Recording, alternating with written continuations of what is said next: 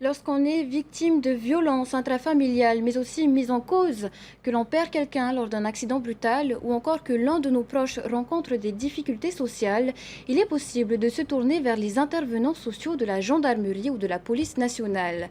Au Fénois, leur nombre est passé de 1 à 5 entre 2007 et 2022. Leur rôle, accueillir, écouter et orienter les personnes dans l'urgence. Reportage.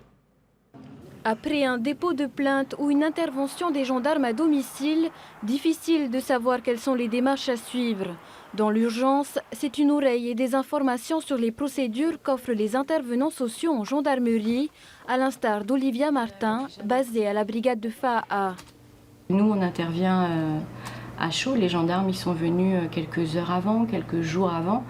La personne, elle est souvent toujours en état de choc. Elle a souvent encore des traces sur son corps, elle est souvent meurtrie en fait, et elle a besoin parfois, puisqu'il n'y a aucune obligation de me parler, elle a besoin parfois de déverser ça sans filtre en fait, pour que ça sorte et qu'après en fait elle trouve la force d'aller faire toutes les autres démarches, d'aller vers les partenaires compétents qui, eux, vont pouvoir faire un suivi. Une fois les démarches sociales et judiciaires réalisées, les victimes ou les mises en cause ne sont pas livrées à eux-mêmes. Les 5 gendarmes de la Maison de protection des familles, qui travaillent en étroite collaboration avec les intervenants sociaux, prennent la relève. À l'issue de ce suivi, au bout de 3 ou 4 mois, donc, vu que nous sommes dans les mêmes locaux que les intervenantes sociales gendarmerie, nous allons prendre la suite.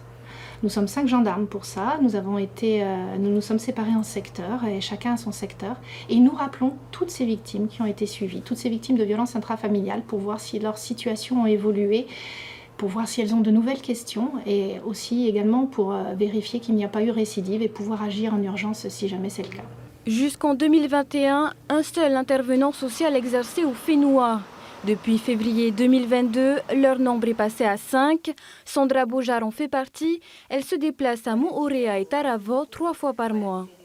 Ce renforcement, il permet en fait d'appeler toutes les victimes de violences principalement.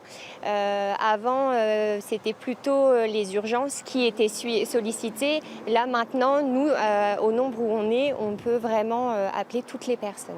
Les intervenants travaillent également main dans la main avec plusieurs partenaires sociaux, comme la Direction des solidarités de la famille et de l'égalité, l'Association polyvalente d'action judiciaire ou encore l'association Vahiné Urama.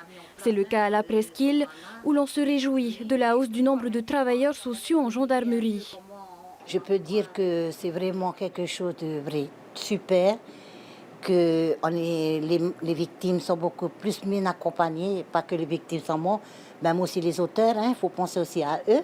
En 2021, la Maison de protection des familles de la gendarmerie a accompagné 1144 victimes et plus de 800 déjà en 2022.